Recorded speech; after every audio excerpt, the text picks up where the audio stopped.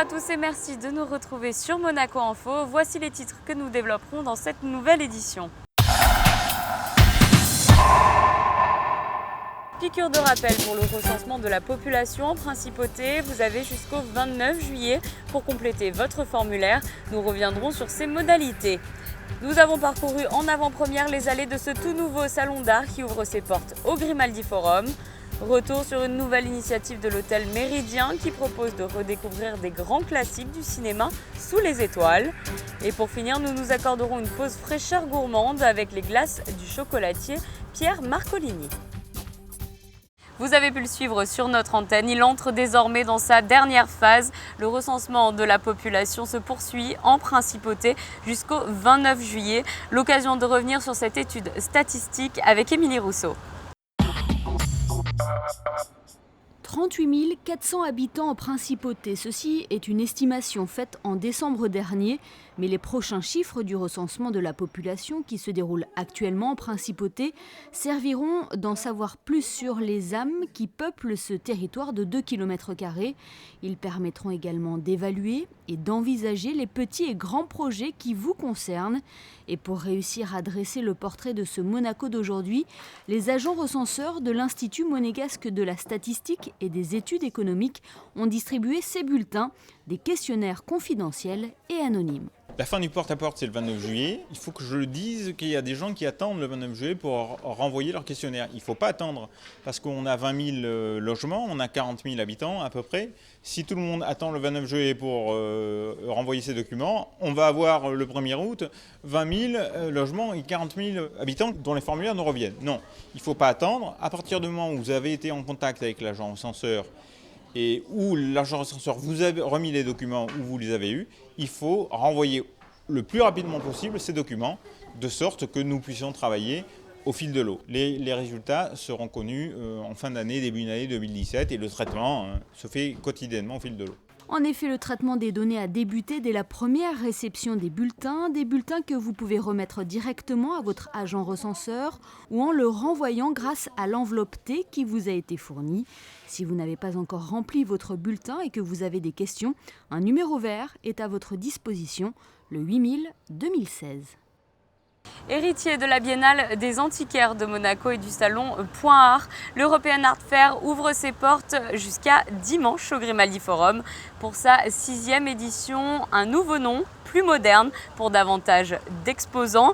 Une ouverture sur le XXe siècle qui se donne les moyens de toucher un plus large public. Le reportage de Léa Bellante. C'est un salon d'art qui a pour ambition de rassembler les plus prestigieuses galeries internationales. Inauguré par son Altesse Sérénissime le Prince Albert II, l'European Art Fair Monaco réunit cette année 32 exposants triés sur le volet. Et ici, tout est à vendre, des vestiges d'art antique à la précieuse joaillerie, en passant par de remarquables pièces d'art contemporain. Chaque marchand effectivement est spécialiste dans ça, dans son activité qui peut être liée à l'art ancien ou à l'art moderne. On a affaire donc effectivement à des œuvres donc parfois jusqu'à 600-700 ans. Ce sont des marchands émérites qui participent au plus grand salon dans le monde. Dans l'art ancien, dans l'art moderne, il y en a 6 ou 7. Donc nous sommes très heureux de les compter parmi nous ce soir puisque à Monaco, la principauté de Monaco se dote finalement d'un rendez-vous qui complète aussi ce tour des grands salons que peuvent faire ces marchands-là. Cette foire regroupe les galeries d'art monégasques de Marietta Vinci Corsini, de Louis Toninelli, d'Alfredo Palesi et d'Adriano Ribolzi. Au fil des allées, les maisons d'art attirent par leurs œuvres rares et spectaculaires. Nous avons vraiment des grandes galeries, par exemple de la peinture ancienne.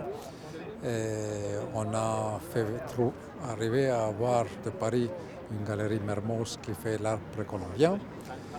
Et nous allons jusqu'à, quand même là on est dans le contemporain, une galerie Yufuku qui vient exprès de Tokyo pour nous et qui fait des œuvres en verre et céramique d'une beauté irréelle, sans temps, vraiment timeless. Et ça, puis nous avons la maison Macassar de Paris avec des œuvres d'art déco qui sont des chefs-d'œuvre de musée.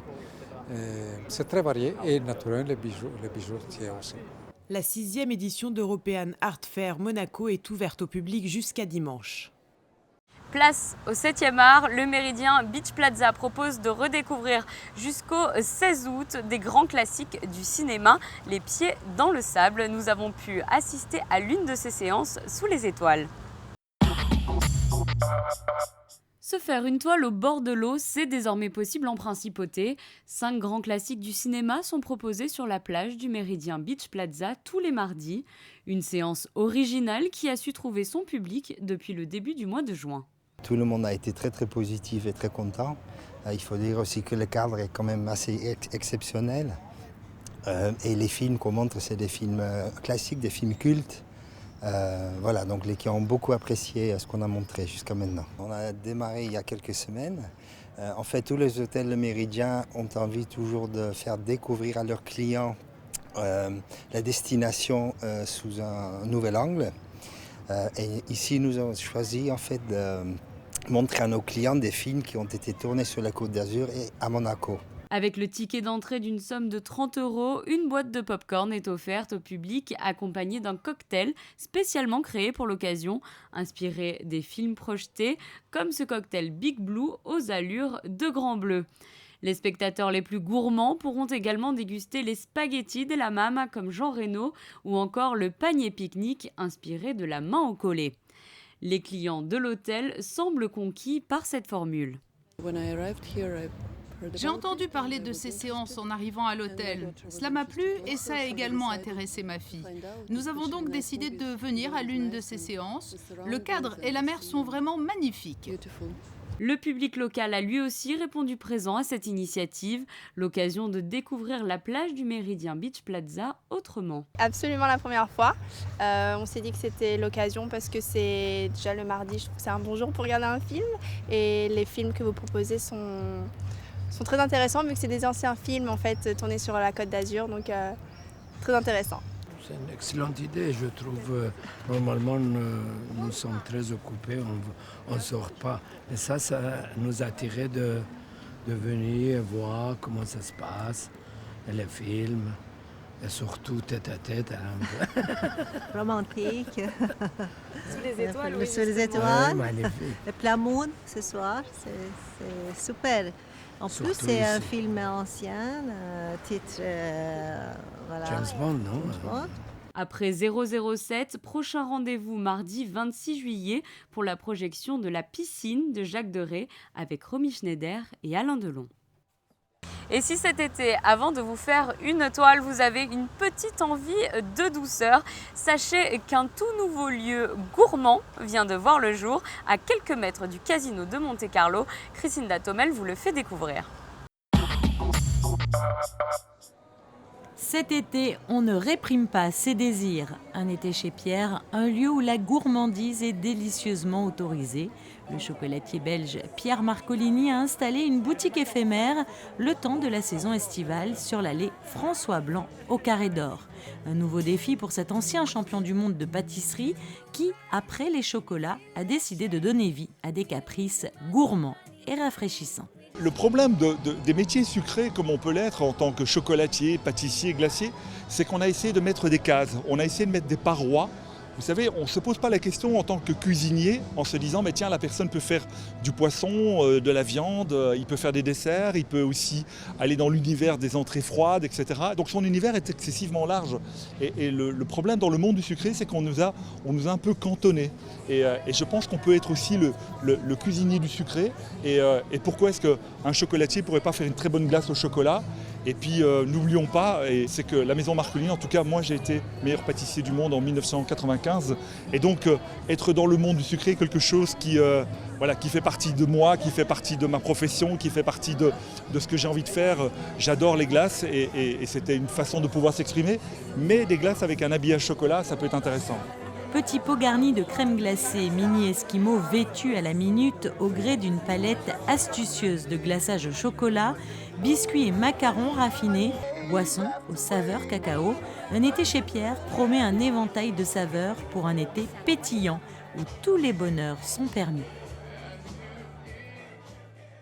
Et dans le reste de l'actualité, en bref et en images. Un point sur le tour du monde de l'explorateur Mike Horn. Il était parti le 8 mai dernier du port de Monaco à bord de son voilier brise-glace de 35 mètres. Son objectif, rallier en 2 ans les 2 pôles. Il s'apprête à présent à traverser en solitaire le désert du Namib, situé dans le sud-ouest de la Namibie. L'occasion pour lui de mettre en pratique toutes ses techniques de survie. Mike Horn vivra comme la tribu des Imbas qui chassent et récoltent leur nourriture en observant et en adoptant les mêmes moyens que la faune sauvage. Une fois son parcours en solitaire accompli, Mike Horn prendra la direction du delta de l'Okavango.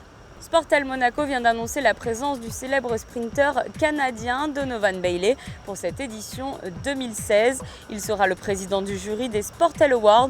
Cette cérémonie récompense chaque année les meilleures séquences vidéo de sport de l'année et les plus beaux ouvrages de sport illustrés, placés sous la présidence d'honneur du prince souverain et le patronage du Comité international olympique. Voici pour l'essentiel de l'actualité en principauté. Un mot de météo à présent. Découvrez la météo avec la galerie Mogadam, tapis persan classique et contemporain. Jeudi, soleil largement présent sur l'ensemble de la journée. Les températures seront supérieures au normal de saison. Il fera 25 degrés au lever du jour et jusqu'à 30 degrés au plus chaud de la journée.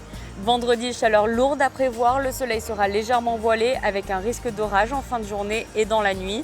Les températures seront stationnaires. Samedi, le soleil se fera plus discret que les jours précédents, avec quelques nuages sans toutefois de dégradation notable du temps. Et enfin dimanche, belle journée ensoleillée, température de saison avec 23 degrés dans la matinée et 28 degrés dans l'après-midi. Vous avez découvert la météo avec la galerie Mogadam, tapis persan classique et contemporain. Ce journal est à présent terminé. Retrouvez dans un instant un magazine consacré à la campagne de lutte contre la pollution plastique réalisée dans le cadre de l'accord Ramoge. À très bientôt sur Monaco Info.